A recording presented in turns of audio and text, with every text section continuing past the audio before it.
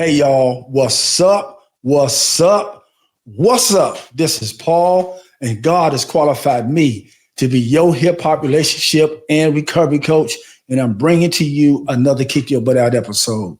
As usual, before I get off into the content of the day, I have to say what I always say, and I strongly encourage you to get this into your thought processes so that you can incorporate this into your lives, and that is, man, if you're looking for a butt, it's going to always be easy to find one.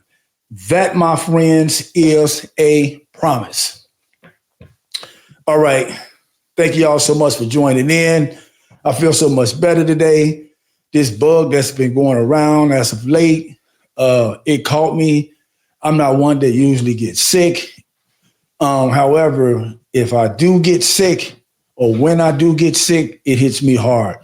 And I'm grateful for the fact that I have a wonderful wife to help care for me when I am down like that. She's done a wonderful work helping to nurse me back to get back to this work that God has called me to do. So again, I'm grateful to be here. I got some content today that needs to be looked into, not just talked about, but put some action behind, because this subject today, oh my God, it's going to be a determining factor of how our future looks 10, 20, 30 years from now. If you're planning on being on this earth, then we got to do something. Anyway, we got to do something. So let me talk about, let me get to it. Let me stop keeping the secret. So last year in 2024, I had the pleasure and the honor of being able to go to my my grammar school, not high school, my grammar school reunion. It was an awesome experience.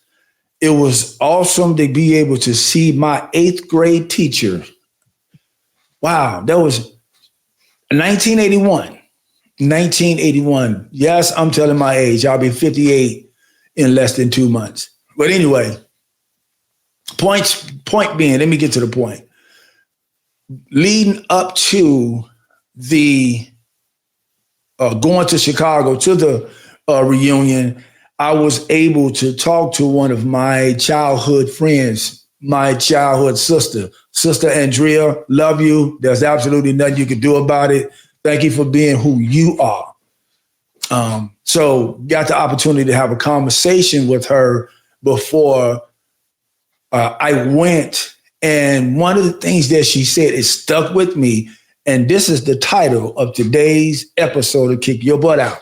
She said, "These kids lost." And in my mind, I said, she's 100% correct, but she's 100% correct, but so the title of today's episode of Kick Your Butt Out is "These Kids Lost," but, and the reason why I'm doing this is because one of the things a couple of things came to my mind or dropped into my spirit as I heard her say this. It was even before she was finished all the way making this statement. Now, don't get me wrong. She's not somebody sitting on the sideline saying this. If you know Sister Andrea, she's in these children's lives, making the difference, adding value to the children, the young adults that she comes across, even the babies. Yes, absolutely. So again, I want to say that I want to make sure that I put that out there. She's not somebody that's making a statement like that and sitting on the sideline, in which many people out there that use that statement are sitting on the sideline saying that. And here's the thing that dropped in my spirit. And I want to say this to everybody who's listening to this podcast. Yes, many of these kids today are lost, but they didn't get there on their own. They didn't get there on their own. And let me make sure that I make this clear as well. Many of us helped them by what we did and what we didn't do. Because see, I remember being raised, when I was being raised, they talked about it takes a village to raise a child. That village is gone today. That village, it's almost as if, watch this, it's almost as if our world today, our country today has birthed the children and put them in a village by themselves. Here you go, raise yourself, feed yourself, do whatever you need to do. That's pretty much what we have done. Grow up. As a matter of fact, you're grown. You are grown when you get to the point that you can actually hold an electronic device in your hand. From that point forward, you're a grown up. That's what we've done to the kids. I see so many, it appalls me too, that I see so many people in public with their children, right? And their children got an electronic device in their hand while the parents have their electronic devices in their hands as well. And then we wonder why the children lost. Listen, many of these children are lost because Instagram is raising them, TikTok is raising them, Facebook is raising them, YouTube is, all of these social media platforms that they got going on out here. They are raising their children. We put them in a village, right? I forget. Yeah, let me make sure I say this right. We birth them, give them an electronic device, and put them in a village by themselves and say, go ahead, raise yourself. You could do whatever you want to do, and you could be whatever you want to be any given day. You could be this today, you could be this evening, you could be that tomorrow, you could be the other tomorrow night. And then we wonder why the kids lost. It is because the adults are just as lost, if not more lost. And some of the adults out here who claim they aren't lost, you have many of them that has well, it's not my kid mentality. And that's so unfair for these children. Now, thank you, Holy Spirit. We'll be quick to go to a rescue dog place. We'll be quick to go to a rescue animal or cat place. We'll be quick to get on these advocacy teams about animal cruelty and all of this kind of stuff when our children are the one that's being treated the most cruel as a whole. And I'm not even talking about the physical abuse and all that kind of stuff that's going on in the household. We allowing these children to raise themselves. And it's a big old butt. It's a big old butt. I'm an advocate, right? I'm a 100% advocate for a child having a voice, because so many days when I was growing up, I wish I could say something. Yes, I was raised in the era where be seen and not heard was the rule, not the exception. Be seen, shut up. I remember we were so insignificant and unimportant as kids in terms of our voice. Don't get me wrong. I'm not saying that our people and our parents didn't care about us, because they did. But we were so insignificant and unimportant from a voice standpoint that I used to hate going. Listen, I hated going over my grandmother's house. And there's many people out there who love going to their grandparents' house. I hated going over my grandmother's house. You know why? Because the minute we got in the door, before we even came out of our coach, the first words were, go in the room. And what they would do was they would have all the adults in the living room gossiping about nothing and put 15 and 20 kids, because I got a bunch of cousins. Put 15 or 20 of us in one little bedroom and make us stay in there until they get done with their 3, 4, 5 hour gossiping and then take us home. I hated going off my grandmother's house. When I got to the age where I didn't have to do that no more, I promise you I quit. So I'm saying all that to say this. I am glad that we are in the age and in the time where we allow our children to have a voice, because they have one, right? They have one. But one of the things that we have done too much of, we letting these kids talk too much. We letting these kids do too much, because my favorite book says that you train a child up in the way that he should go, and when he is old, he won't depart from it. We're not training them up no more. We letting them, again, we give them a cell phone or electronic device, put them on a village, and let them go for themselves. And then we look up, they shooting up schools. We look up, they shooting up the malls. We look up, they done hung themselves. We look up, they done did God knows what. And then we wonder why they lost. It's because us, as a whole, now, like I said, there's many of us out there that's on the front lines, but it is not enough. It's not enough of us out there on the front lines trying to get these kids. Y'all don't get mad at me. I don't care, though, because I can't do this podcast without keeping it 100. I can't. Again, like I said, we're letting these kids do too much. Listen, I'm not saying to imprison these kids and, again, take away their voice. I'm not saying none of that. I'm saying that, you got a voice up into a certain point. You got a voice up into a certain point. When you get to a certain point, now it's my voice that you're going to have to hear. It's my voice that you're going to have to obey. I understand, I respect, I honor. What can I do to support what your voice is saying? However, some of the things that you are saying or doing, it's not going to happen in this household. Because let me say this to y'all. Let me say this to us. How can you treat a child like an adult? How can we allow these kids to act like adults and they never even been adults? How? This is what we're doing, though.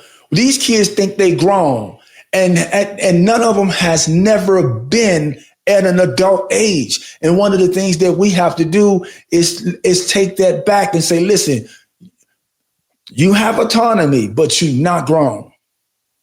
You're a child. This is what we used to be told when we were kids. Stay in the child's place. Let me say this to y'all kids out there who are listening to this podcast. Many years, there's many times that I could go back and then some. Now, for the most part, I stayed in the child's place. My mother didn't have to come get us from the police station. My mother didn't, we wasn't in the gangs and hanging on the street corners. We got good grades and all this. I didn't go to jail till I was 25. So let's get this understood. All my mother kids was gifted and smart. We didn't, we grew up in the projects, but we didn't have the project mentality, right? Because my mother gave us another vision. And thank God that many of that some of us, all of us in different ways follow the vision. Because again, like I said, we didn't have that mentality of the project and the gangs and all that kind of stuff growing up in the city of Chicago. So anyway, what has to happen? That's not happening today. Kids everywhere has a hood, especially black kids. I'm keeping it 100. Our black kids, when you talk about kids being lost, we so far behind, and it's by choice. It's by choice, and it also, now watch this. The crack epidemic is over. Most households that children live in now, the parents aren't there because they're trying to work. And I get that and I understand it. However, there still has to be some rules and some disciplines that the children have to live by. My mother worked and went to school a lot. But I bet you one thing, my mama didn't come home to a dirty house and the food was cooked. Did you hear what I said? My mother was gone most of the time working and going to school to make a better life for her kids. But she did not come home to a dirty house and uncooked food. These kids today don't even know how to cook. And the parents won't even teach them. And again, these kids lost, but these kids, I was listening to a clip from Eric Thomas the other day. Eric Thomas, man, whenever you get the opportunity to hear this podcast, listen, brother, thank you so much for being who you are. Thank you so much. You keep it. One of the reasons why I love and respect and honor you so much, brother, is because you keep it 100, 120 in your words, 120. Anyway, he talked about, he said, if it was left up to this generation, the children, this generation, we'd still be in slavery. If we have to, he said this, he said, if we have to depend on this generation 40, 50 years from now, we in trouble. He also said that this generation is soft. You say one wrong word, they ready to quit and give up and run. And he 100% right. He 100% right. He talked about the fact that our ancestors, our not distant ancestors, our ancestors, our near ancestors that went on, were called niggers. Were beat and spit on to get an education. So, and to make a path so that we wouldn't have to get, I've never gotten spat on trying to get an education. And it was because of some of my ancestors that came behind me, right? It was because of some of them that I didn't have to be called a nigger. I hate that word. I hate that word passionately because I understand what that word means. You ain't, listen, and I'm talking about all y'all grown old folks too. You're not going to ever be able to pretty that word up in my eyes because too many of our ancestors died so that we wouldn't have to be called that. And these young kids, listen, these young kids, because of y'all older people, on almost all of our TV shows, I was watching a television show the other day on Netflix with Mike Epps and what's the girl name? Kim Fields and oh my God, the comedian lady. And I like Wanda Sykes. And this little kid, it's a little girl in this sitcom. But they throwing the N-word around like it's something normal in front of this little girl. They cussing and carrying on in front of these little kids. There's no way I will have my child as an actor or actress on that show. I just the Upshaws or whatever the name of the place. I mean, the name of the show. It's ridiculous. We wonder why the kids lost. That is appalling for you to be doing something like that and have a child on that show listening to that madness, especially with the fact, like I said, that your ancestors died so you won't have to be called that. And we calling each other that like it's something normal and allowing other races to run around using that same name. And your great grandfather, great grandmother, a great uncle, a great aunt, a great cousin was God knows what happened to them. Just so you won't have to be called again. These kids lost, but it ain't their fault.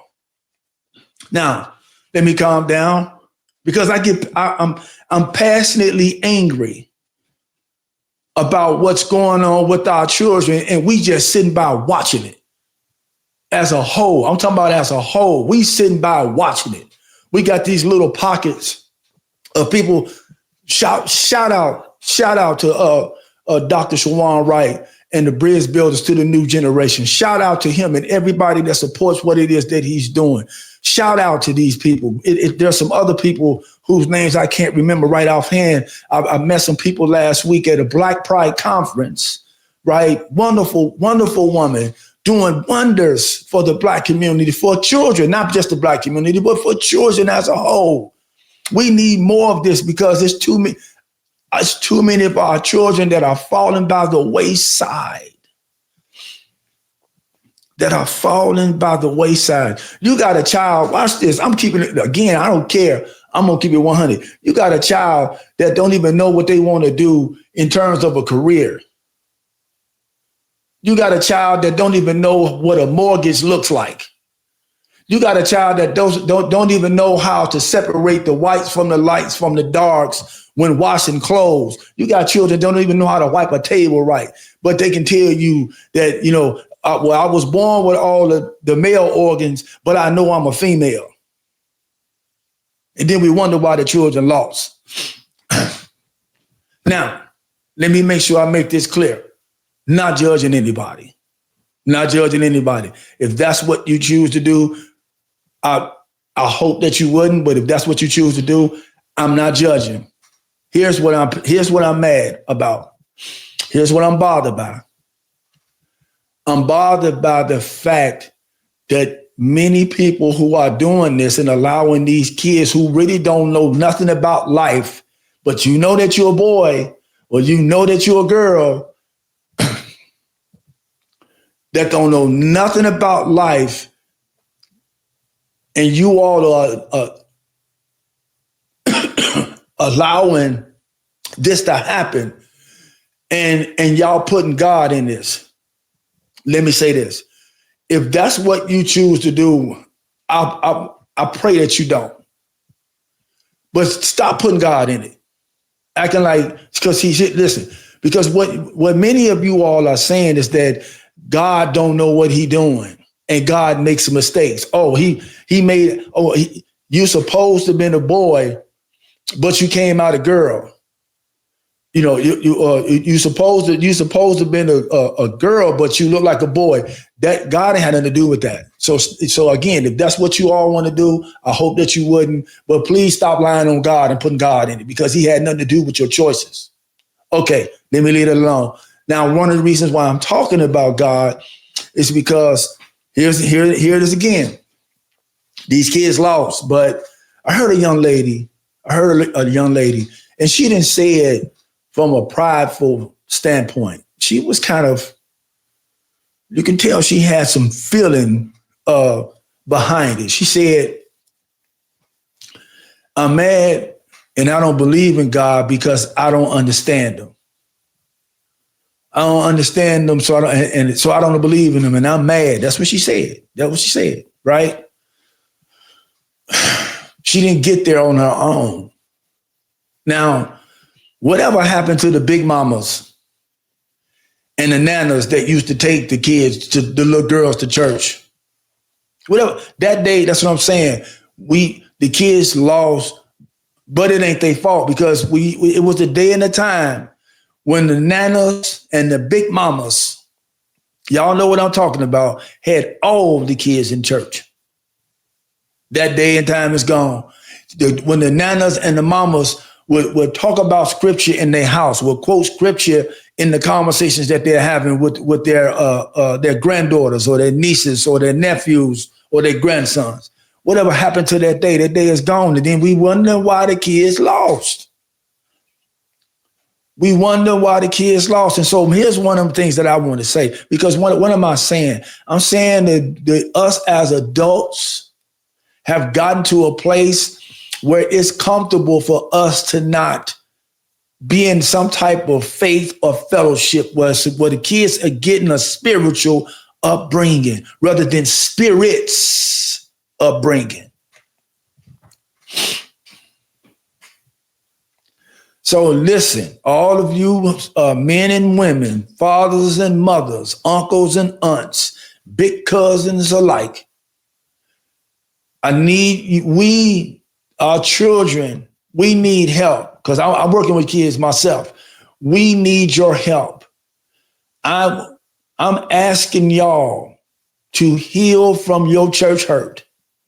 I'm asking us if we can help y'all heal from your church hurt and get back to a place where we are teaching the kids and training them up in the nurturing and admonition of the Lord, as the Bible says, that we are training the child in the way that he should go. Because the way we training these children, that's the way that they're going. And they're not going to depart from it if we don't turn this thing around. Again, I'm not going to talk about identity, from the gender standpoint. But a lot of these kids don't even know who they are. They don't know, and I'm not even bothering with the gender thing, but I'm just saying, period. There's a lot of these kids that don't even know who they are. And we not even trying to help them find out. That's one of the things I love about my church. Because my church is interested in helping every life. Again, my pastor says it like this. Everybody's a 10 somewhere. Our church prides on, let's find out what your 10 is, and let's help you to be it while you're getting to know and understand a powerful and strong and healthy relationship with Jesus. That's what this thing is all about. So again, these kids have identity crisis. Because why? Because they got too much stuff going in their ears in too many directions. They'll give 15 different directions in a 3-minute span to go. And then we wonder why they lost. If I had it my way, listen, when my son, because I didn't get to raise the rest of my children from a healthy standpoint, because I spent many of my earlier years overcome with substance use disorder, right? Didn't know nothing about being a daddy, had a bunch of kids, you name it, all kind of messed up, right?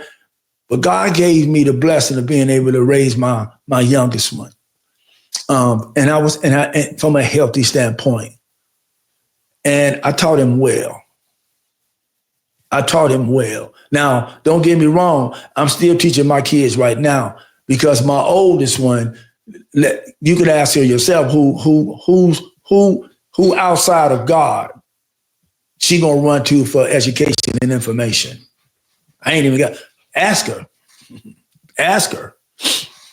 Who she gonna run to? Who she comes and consults with when it comes to spiritual and mental and emotional and financial and community wellness? Ask her, because I'm training up my child. And every last one of my children, my baby girl, she always says, she said, Dad, I know I don't talk to you much. She said, but one of the things I love is when I talk to you, I'll walk away with something, because you always add value to me when you always make me think. When you have a conversation with me, you always make me feel better about who I am and who I could become when I have a conversation with you. And I don't talk to you much, Dad, but I know when I talk to you, I'm going to get something. This is what we got to start doing to our kids. We got to, because they lost.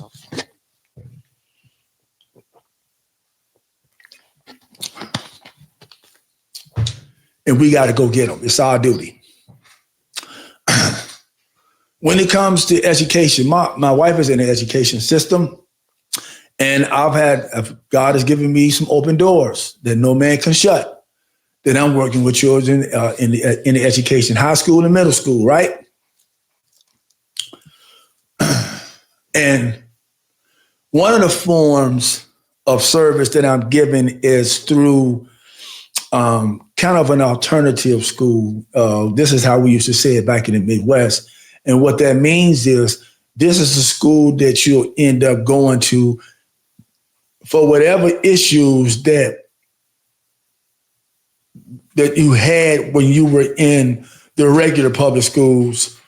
For whatever those issues were, you was able to go here to continue your education so that you won't just be out of school or out of an education. Well, many of the children that I'm working with has ended up in there because of behavioral issues. Some of them parents have said, hey, I think my child would have the best path of success from an educational standpoint in this environment as well, right? So you got children that have had issues, and this smaller setting fits, and you have had parents that says this smaller setting fits, and they didn't have any issues. And one of the things, we have these groups with the children, and at the beginning of our groups, one of the questions we ask, the first question we ask, where are you at on a scale from 1 to 10, and why? And then what you're grateful for, right? So the children, more often than not, will give a low number. Why? Well, I'm a 3, and because I don't want to be here.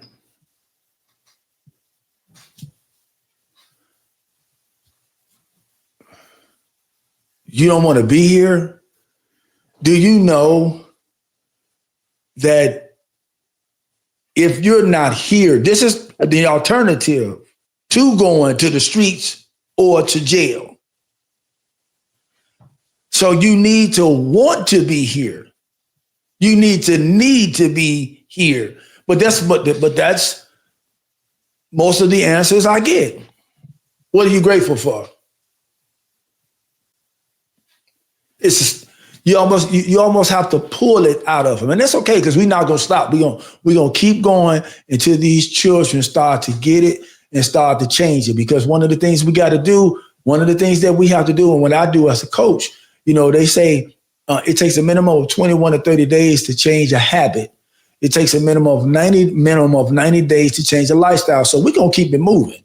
I don't care if they like it or not. We don't care if they don't like it or not, because what we are doing is adding value. We're not trying to control them. We're trying to add value to these kids and find them.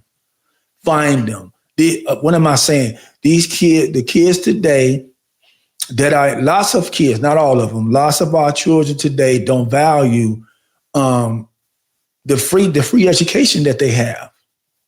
They don't value it. And a lot of us, I see it all the time. Why? Because again, being in the educational system right now, and my wife working in the educational system, the parents, it used to be, watch this, when our parents corresponded with our teachers, it was the adults and the child against the child. The parent and the teacher, they partnered for the child. The way it is today is the parent and the child partner against the teacher. Now, I'm not saying that because the devil, the devil can get in some places. And what I mean by that is that all of the teachers aren't there for the right reasons, but the overwhelming majority of the teachers are there for the right reasons. And that reason is to help to educate our children. And I just don't, and the way that they treat the teachers today is like all of them are there, except a couple. All of them are there for the students' bad. And that's not true. Because with the poor wages that the teachers know that they are going to get when they go to school, some teachers are still paying for their schooling, and they've been teaching 20, 25 years. That's how bad that they teach. That's how bad in terms of the pay and the wages that they are giving these teachers. So you honestly think that these teachers knew that they wasn't going to be making no money and get treated with the least respect, say, yep, I know I ain't gonna make no money and I'm gonna get treated with the least respect. So I'm gonna do this career just so I could go and mess up a child's life? I don't think so. So many of them are teaching because they want to help your children. So we got to watch this. We got to get back to that time. If we want to find these kids, we got to get back to that time where we as parents partner with the teachers and not the students. Because I promise you, 100% of the time that I told my mother that the teacher was lying on me, I was lying. And I see it all the time.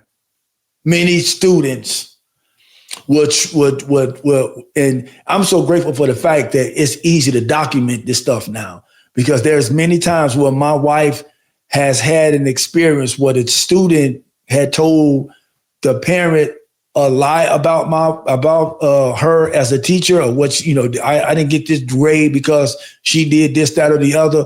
And the parent believed and came and approached my wife like she was a dishonest teacher, and my wife showed the documents. And the child still doesn't get any type of correction or reprimand behind it. I can go on and on about this. Let me say one more thing about education. Let me say one more thing, then I'm gonna move on.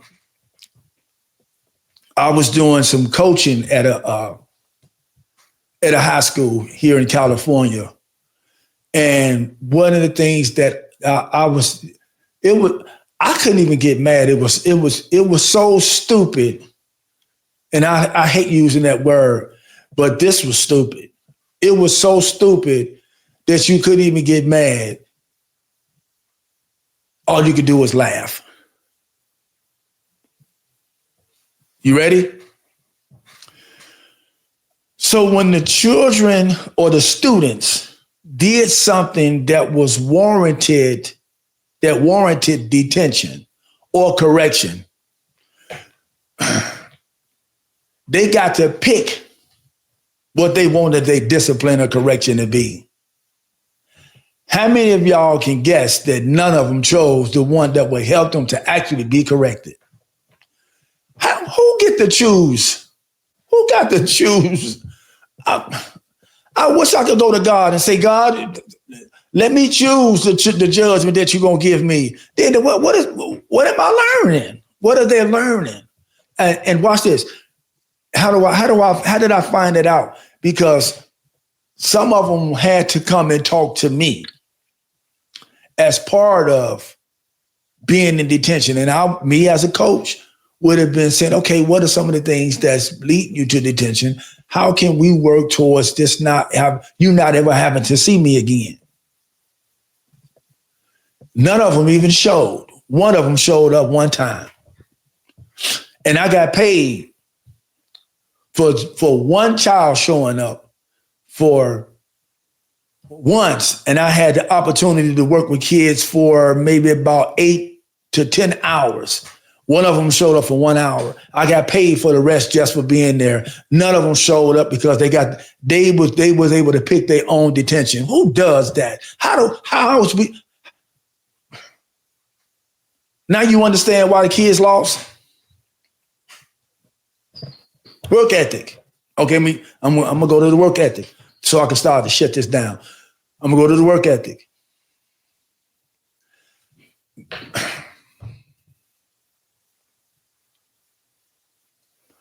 A lot of these children, they don't even have a work ethic at home.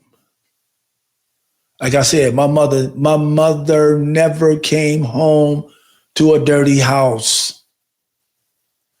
My mother never came home from work and school and had to wash dishes and cook dinner or wash clothes. No, I'm gonna leave it there.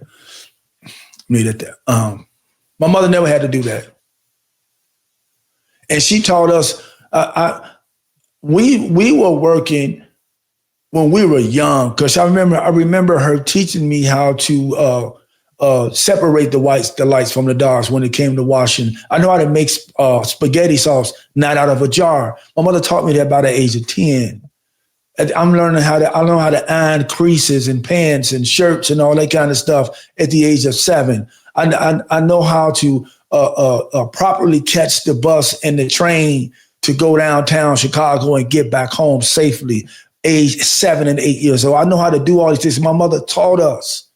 I worked at the age of, did paper route before I was 10 years old. I worked with my granddad, helping him do all the handiwork that he was doing. My granddad was a jack of all trades. He did it all: carpentry, electrical work, painting, tuck pointing, bricklaying, cement mason. He did it all, and he taught us how to do it as well. So I was doing all this stuff as a kid. So when it came time for me to get a job, I was right on it. My mother helped me get my first job at the age of 14 years old, and I had a work ethic ever since. I knew how to fill out an application by the time I was 13 years old. I knew how to put together a resume by the time I was 14 years old. I knew how to fill gaps in employment. I knew how to put down volunteer services that I gave as work experience. I knew how to do all of that stuff before I was 18 years old. Some of these kids out here have no clue, and we're not teaching them. Then we wonder why they lost. Again, Eric Thomas had talked about it the other day in that clip. He said, you get mad, you can't even keep a job. If the boss say something you don't like, or some fall on the floor, whatever it is, and you ready to quit. You ready to give up. You ready to throw in the towel. And that's so true. These kids, this is what's going on today, and we are allowing it. We are allowing it. We have to start training our children from a standpoint of holding them accountable. We got to, or we gonna be in trouble. We going to be in trouble. And lastly, let me get to this self-care part. I am so tired of seeing kids come to school with pajamas on. I'm so tired of seeing boys come to school with their pants hanging off their butt. I'm so tired of seeing kids come to school, girls come to school, and all you can see is their whole body.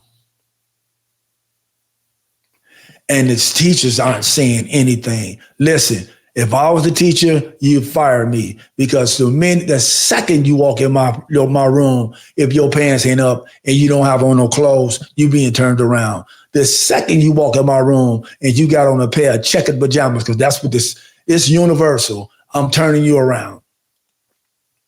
Now, if you coming in my room with pajamas on, more often, 9 times out of 10, you slept in those pajamas before you came to school, which means that you probably didn't wash up. Where's the self-care? But guess what?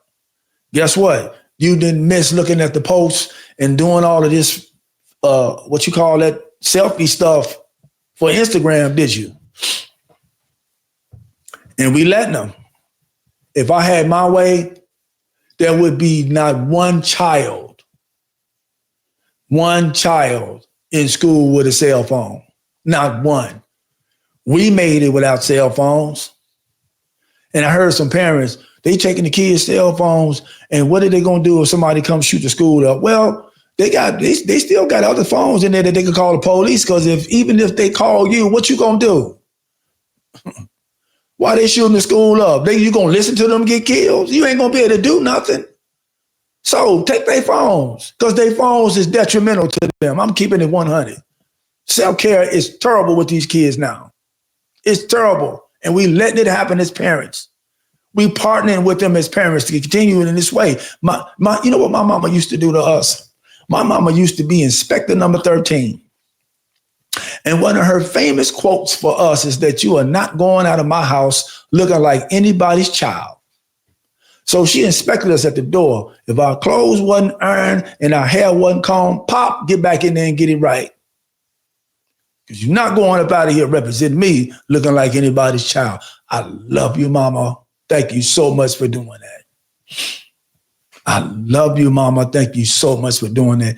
And you parents out there, that's a form of hate. Stop letting y'all kids go to school looking any kind of way. They lost. We need to get them back to a sense of dignity. Listen, watch this. Whatever gender you decide that you want to let your child be, that's fine. Again, I'm not judging that, but please have some dignity. Have some respect for yourself. Teach these kids how to have some dignity and respect for themselves. Go out of the house looking decent and orderly, no matter what you identify as. go out of the house and have a respectful mouth, no matter what you identify as. Because lastly, I want to say it like this, man, I'm 58. I'll be 58 March 24th. And I don't use cuss words because of my spiritual beliefs. But when I was using cuss words, you best believe if I saw an elder and I was cussing, that shut down. As a grown man, I don't listen. I've slipped and cussed in front of my mother. I could probably count it on one hand. Over my 58 years, I've slipped and cussed in front of my mother. I've never cussed with my mother. I never cussed at my mother, and I never will. I never will. These kids today, they don't care who they cuss at. And us as parents, it's y'all fault. Because like I said, I knew not to go out of my house and disrespect an adult. That was taboo in our generation. I don't care what you say, call us, whatever you want to call us, but we had respect for one another and our elders. These kids have zero, and they didn't get, no, let me say it like this. They didn't get there on their own because it starts at home. All of this that I'm talking about starts at home. The kids being lost, it's starting at home. For all you people out there that's putting your kids in Mercedes-Benz and all of these other high-end cars and sending them to school with Louis Vuitton bags and all that, thinking that you raising them up right because they got all of these possessions, yet their character is garbage as all get out because you haven't taught none of that. These kids lost, but it ain't their fault, and it's not their fault. And we got to go get them. So I'm pleading with everybody within the sound of my voice who is listening to Kick Your Butt Out. Please, let's go get our kids. Black, white, brown, orange, whatever color, whatever race. Because watch this. It's not just the black kids no more. It's all of these kids. It's all of them. All races. And we got to go get them, y'all. Because they are kids. And if we don't get them, the future is we do not get to complain about what the future going to look like.